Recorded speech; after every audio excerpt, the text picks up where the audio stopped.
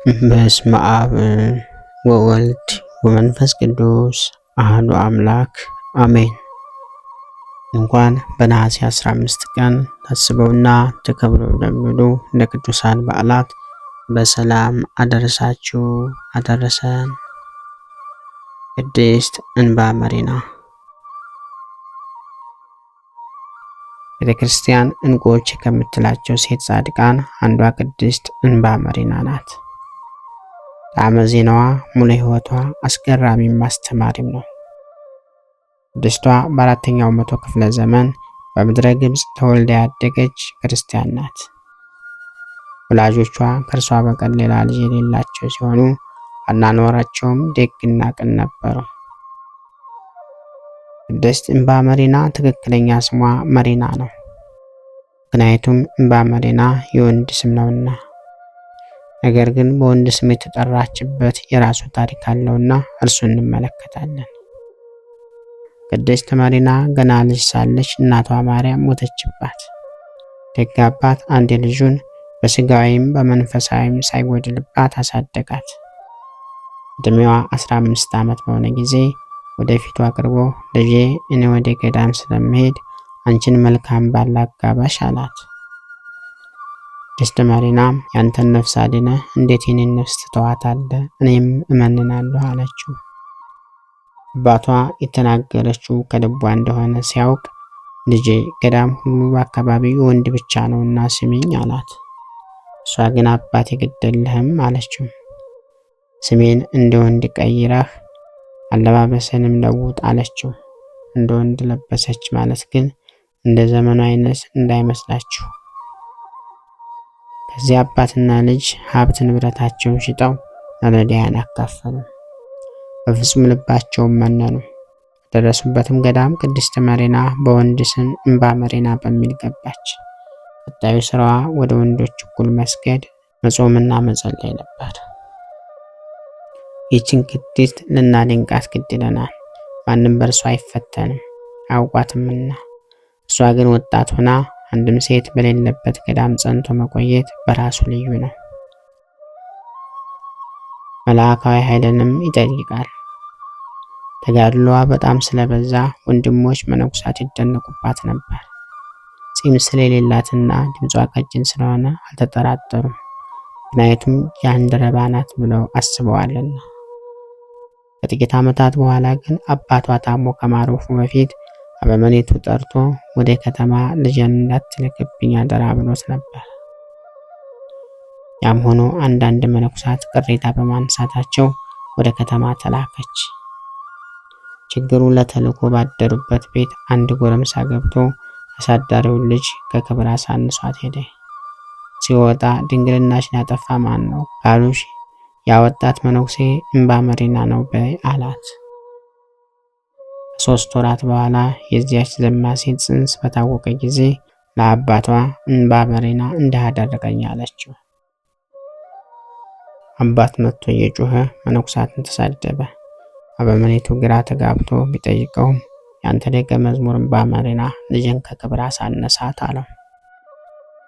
አበምኔቱ እውነት መስሎታልና ቅድስቲቱን ጠርቶ ቁጣና እርግማንን አወረደባት። በዚያች ሰዓት ተንበርክካ አንድ ነገር ወሰነች። ሴት ነኝ ብሎ መናገሩስ ቀላል ነው። ነገር ግን ደግ ናትና የነዛን አመፀኛ ሰዎች ኃጢአት ልትሸከም ወሰነች። ቀና ብላ ማሩኝ፣ ወጣትነት ቢያስተኝ ነው አለቻቸው። ተቆጥተው ዕለቱን እየገፉ ከገዳም አስወጧት። ከባድ ቅኖናም ጫኑባት። ከ6 ወራት በኋላም የእርሷ ልጅ ነው የተባለ ሕፃን አምጥተው ሰጧት። ይህኛው ግን ከባድ ፈተና ሆነባት። እንዳታጠባው አካሏ በገድል ደርቋል። በዚህ ላይ ድንግል የሆነች ሴት ወተት የላትም። ነገር ግን በእግዚአብሔር ቸርነት የበጋውን ሐሩር የክረምቱን ቁር ራሷ ታግሳ ለሕፃኑ ከእረኞች ወተት እየለመነች እየመገበች 3 ዓመታት አለፉ። በዚህ ጊዜ ወደ ገዳሙ ከከባድ ቀኖና ጋር ተመለሰች። ሕፃኑን ስታሳድግ፣ ለገዳሙ ስትላላክ፣ ምግብ ስታዘጋጅ፣ ውሃ ስትቀዳ፣ እያንዳንዱን ቤት ስታጸዳ፣ 37 ዓመታት አለፉ። ሕፃኑም አድጎ ደግ መናኝ ወጣ። የቅድስቲቷ እጆች ያሳደጉት የታደለ ነውና። በመጨረሻ ቅድስት መሪና ወይም እንባ መሪና ታማረፈች። እንገንዛለን ብለው ቢቀርቡ ሴት ናት። እጅግ ደንግጠው አበምኔቱን ጠሩት። በዙሪያዋ ከበው እንባቸውን አፈሰሱ። ጸጸት እንደ እሳት በላቸው። ስጋዋን በክብር ገንዘው በአጎበር ጋርደው በራሳቸው ተሸክመው ምህላ ገቡ። ሙሉውን ቀን ስለ ቅድስት መሪና ብለህ ክርስቶስ ሆይ ማረን ሲሉ ዋሉ። ድንገት ግን ከተባረከ ስጋዋ ይቅር ይበለን የሚል ድምፅን ሰምተው ደስ ብሏቸው ቀበሯት። እነዚያ ዝሙተኞችም ከእርሷ ይቅርታን እስካገኙበት ቀን አብደው ኖረዋል። በዚህ ዕለት ታስባና ተከብራ የምትውለዋ ሌላ ቅድስት እናታችን ቅድስት ክርስቲና ወይም ክርስቲና ሰማዕት ናት። በሁለተኛው መቶ ክፍለ ዘመን የተነሳችው ሰማዕቷ ቅድስት ክርስቲና ከዋና ሰማዕታት አንዷ ስትሆን በዓለም አቀፍ ደረጃም ተወዳጅ ናት። ከመነሻው የሀገር ገዥ ልጅ ብትሆንም ቤተሰቦቿ ጣዖት አምላኪዎች ነበሩ። አጥራጥረው በር ዘግተው ከማንም ጋር ሳትገናኝ ጣዖት እንድታጥን አደረጓት። ወጣት በሆነች ጊዜ ግን ጣዖቱን ተመለከተችው፣ መረመረችው። አምላክ እንዳልሆነም ተረዳች። ወደ ምስራቅ ዙራ እውነተኛው አምላክ ራስን ግለጽልኝ ስትል ጸለየች። መንፈስ ቅዱስ ወርዶ ክርስትናን በልቧ አሳደረባት። ቅዱስ መልአክም መጥቶ ሰማያዊ ህብስትን መገባት። ፈጥና ተነስታ አብርሃማዊት ቅድስት ጣዖታቱን ሰባበረች። በዚህ አባቱ ተቆጥቶ ረባኖ ሲባል በዛንጀር ስጋን የሚልጥ የሚቆራሩት ጅራፍ ነው አስገረፋት። ንጽሕት ናትና ከአካሏ ደም ሳይሆን ጣፋጭ ማር ፈሰሰ።